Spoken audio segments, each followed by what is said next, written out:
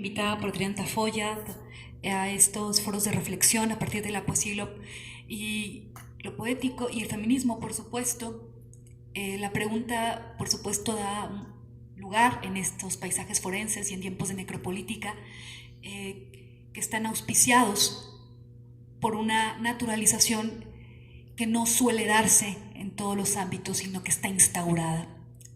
Está tan instaurada en lo micropolítico, en lo mediano, en lo macro, que se asesina a mujeres en este país casi 9 o 10 al día, y que estas vejaciones, humillaciones, y que tener que cuidarte del compañero poeta, del bohemio, pues cierto, del gran artista, de acuerdo, que abre la boca para que tú te calles y aprendas, ¿no?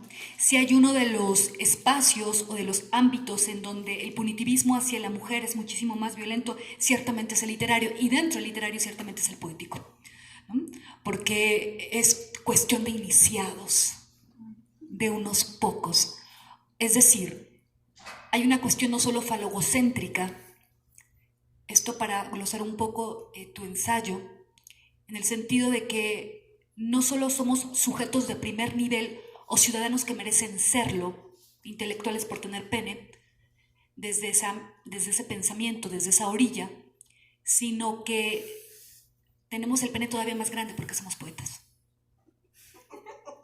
Porque es lo más difícil dentro de los géneros, ¿no?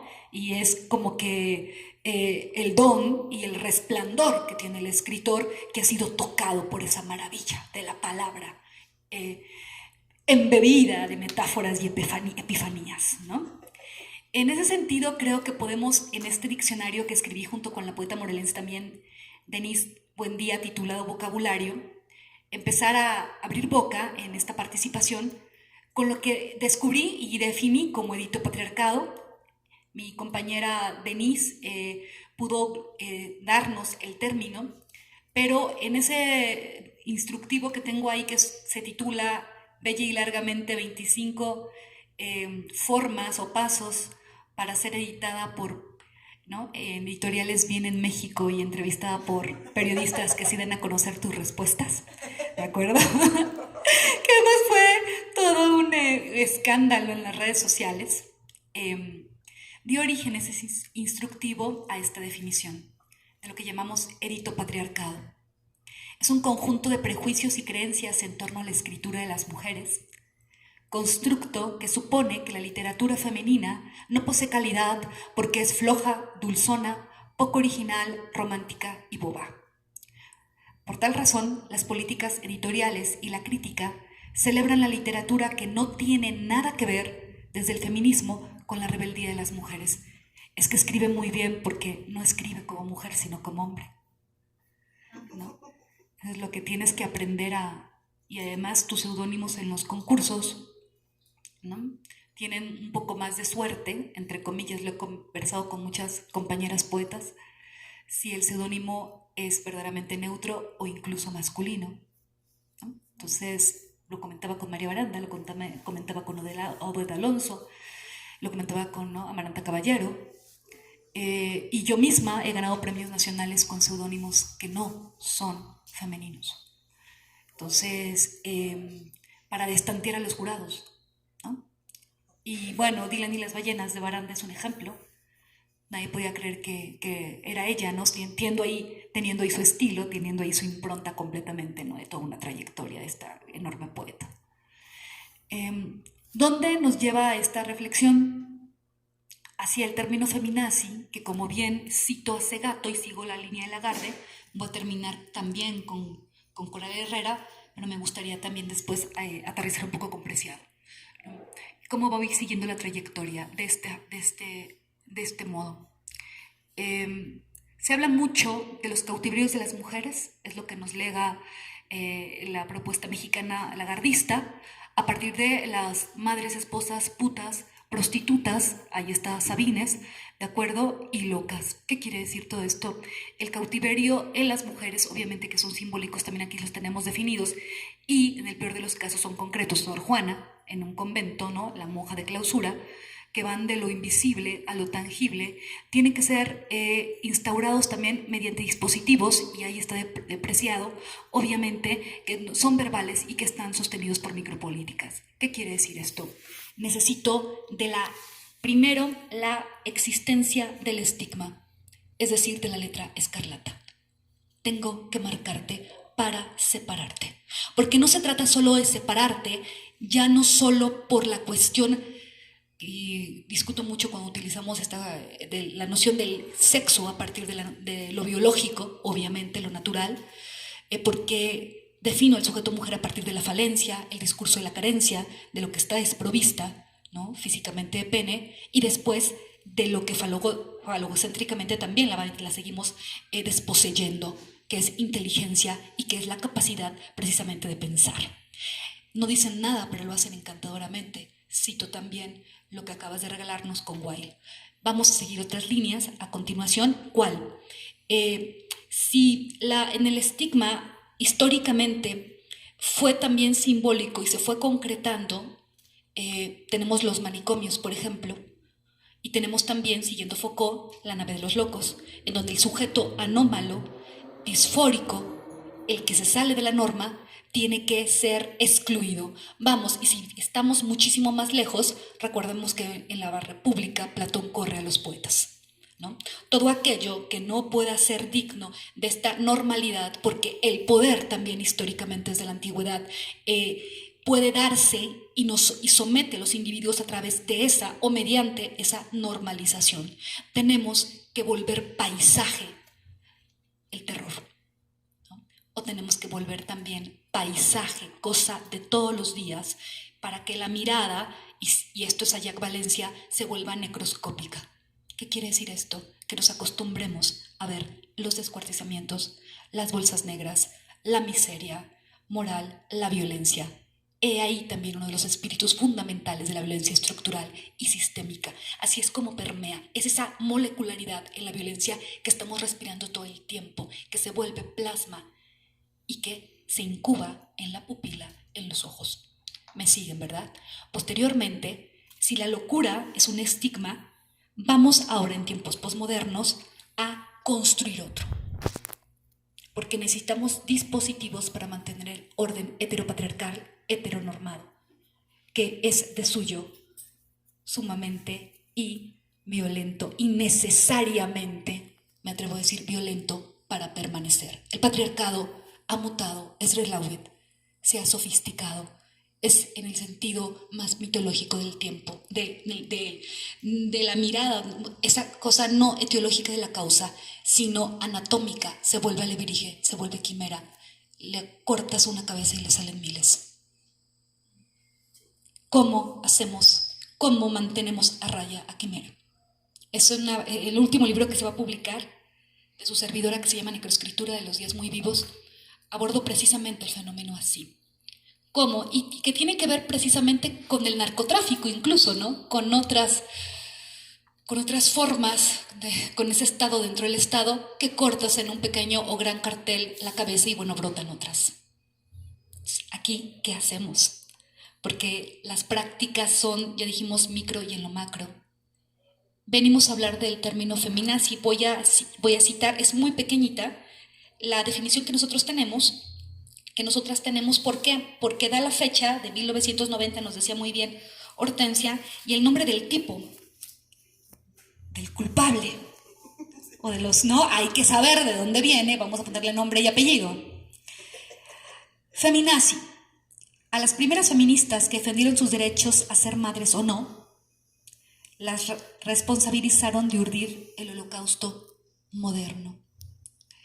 Este término lo inventó, claro, un hombre, Russ Limbaugh, conservador republicano estadounidense, que en el libro The Way Things Ought to Be, en 1992, comparó a las feministas en un largo que hasta parece tratado, nada menos que con, ¿no?, todos aquellos sujetos que defendían la ideología nazi, ¿no? Se habla y bueno, Margaret Atwood, en el cuento de la criada, cuando construye esta distopía en Gilad, ¿no?, la famosa Gilad, Es el Estados Unidos que no es Estados Unidos, pero que es así completamente post-apocalíptico. Dice que las mujeres que no pueden ser madres o que no queremos ser madres somos las responsables de un holocausto moderno. Pero estamos frente a una disonancia cognitiva completamente psicopática. ¿Por qué? Porque el psicópata te voltea la tortilla. Esa es la disonancia cognitiva. Nosotras, las feministas que decidimos no tener hijos, nosotras, las feministas que hacemos la lucha, que nos organizamos, nosotras que ahora ya tenemos hasta performance, nosotras que tenemos un discurso muy claro, analizado, y que además, como feministas entendemos que el feminismo no es uno solo, sino un conjunto de luchas heterogéneas y que tiene bastantes matices, nosotras somos el enemigo. Cuando la realidad, y cito a las feministas de la diferencia, por ejemplo, ¿no? Estuve platicando hace unos meses con Mariela Galina, ella es de Colonial, pero cito a Milagros Rivera Garretas y a sus alumnas cuando dicen que es al revés. El holocausto que existe ahora en la posmodernidad es el del feminicidio. No somos nosotras que no queremos parir. Es completamente lo que se opone. El feminicidio se está extendiendo en todo el mundo. En América Latina, México, desgraciadamente Centroamérica, somos los terribles ejemplos por nuestras cifras. Pero también en el primer mundo, en Asia, ha existido desde siempre. Pero las prácticas y la gramática con la que está sucediendo y con la cual se ha tornado imparable cada vez es más burda y más violenta, al punto, cito a Segato, que el cuerpo de las mujeres es la pizarra donde se escribe precisamente no solo la muerte, que es la expresión final, sino la gramática. Y una de mis tesis es que nosotras somos la gramática parlante del terror y del pánico que disuade, porque también hay otro dispositivo que es la disuasión aprendida. Sí, estoy de acuerdo contigo que el término feminazi tiene una doble función. Yo agregaría una triple, porque también está el término feminazi está auspiciado, está acolitado por la cuestión de bullying, sobre todo en los espacios más privados de las mujeres. Es muy importante porque nosotras, y esto lo digo en todas partes, nos estamos organizando, nos ponemos en México pañuelos verdes, aquí lanzamos el 16 de agosto Diamantina Rosa, las marchas se están multiplicando, vengo de estar en un colegio donde las jóvenes me dejaron con la piel erizada, estoy feliz de lo que está ocurriendo, está habiendo una transformación importante, es tema de debate el feminismo y cada vez va a ser más poderoso y el patriarcado va a caer. No sé durante cuánto tiempo, pero va a ir siendo cada vez más poroso. Bueno, ahí es una discusión, dará resistencia como le está haciendo y tendremos que esperar para ver qué ocurre, ¿no? Y de qué manera cómo vamos a ir derrumbando estas lógicas. Pero lo que yo decía, y no quiero perder ese hilo, quiero meter a fondo esa palanca, es que, y me sorprende, que vamos a gritar a las marchas, lo vi mucho en España, perdón, pero lo tengo que decir, ¿no? Mis compañeras españolas, pero se los dije en su cara, estoy tranquila, fui a presentar un libro y le dije, lo que yo veo acá es que paran el 8 de marzo, y realmente paran, y hay una gran movilización, y la tecnocracia de género en primer mundo está a todo lo que da, y el feminismo también liberal y goza de una salud estupenda, y gritan fuerte y se arma un verdadero escándalo, y llegan a la casa, y el marido les vuelve a gritar. Agotadas, dejan la pancarta, se quitan el pañuelo y tienen que hacer la cena y acercársela al señor que está acostado mirando Netflix. ¿Por qué te tardaste tanto? Ah, sí, ya vi en Facebook cómo andaban gritando. Ah, sí, qué bien. Oye, una cervecita, ¿no? Un guacamole, ¿no? Ándale, ¿no? Mi reina. Y te pueden estar punzando los pies, no de ir a una marcha, sino de tener 2 trabajos o de tomar 3 rutas y un metro acá en la Ciudad de México, de caminar no sé cuántas cuadras para llegar, y tienes que preparar los uniformes y tienes que ver qué va a pasar con tus hijos mañana y te tienes que levantar a las 5:30. Ah, pero ya gritaste muchísimo. Peor que no se hiciera, estoy completamente de acuerdo. Completamente de acuerdo. Por supuesto, peor no salir a gritar todas juntas. No estoy diciendo que no se haga, Esa no es la lectura, por favor, que se le den a mis palabras, sino que hay mucho que hacer en lo privado. Y las radicales de los 70 apuntaron, metieron el dedo donde era. Lo personal es político. Y este señor, que en 1992 escribió ese libro, lo leyó mejor que nosotras. Se dio cuenta que si no nos marcaban, que si no se construía el estigma desde el horror que fueron los campos de concentración, no les íbamos a salir realmente del huacal. Conténlas. Necesitamos un dispositivo de disuasión aprendida. Necesitamos un mecanismo que las espante. Necesitamos algo que en la conversación privada, feminazi, que en las familias, que en la cena de Navidad, que en el Año Nuevo, que en la posada, que en el antro, que tus amigos en la escuela te señalen cuando ya estás exagerando. El término feminazi se da cuando la formación de la feminista en ciernes o en su proceso iniciático, sea cual sea, aquí voy con Clarisa Pinquelo Estés, también voy con Segato, cuando finalmente esa mujer está abriendo las alas de la emancipación.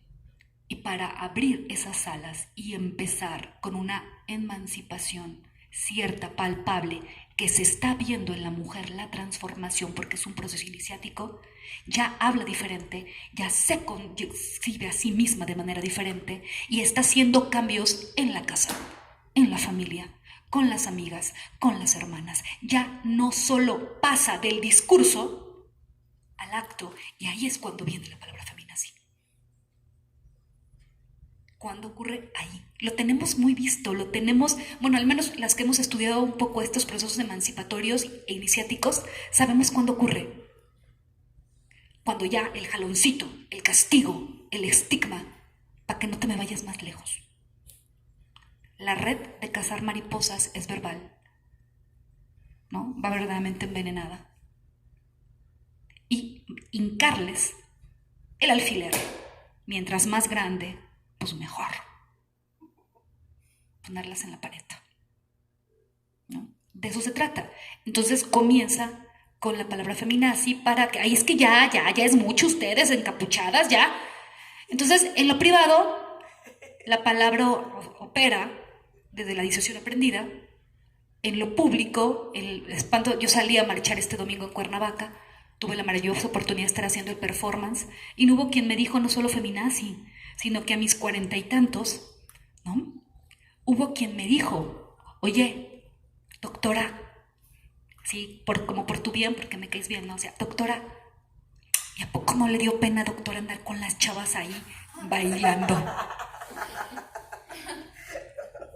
Y yo me morí de la risa, ¿no? Oiga, doctora, pues usted ya, ¿no?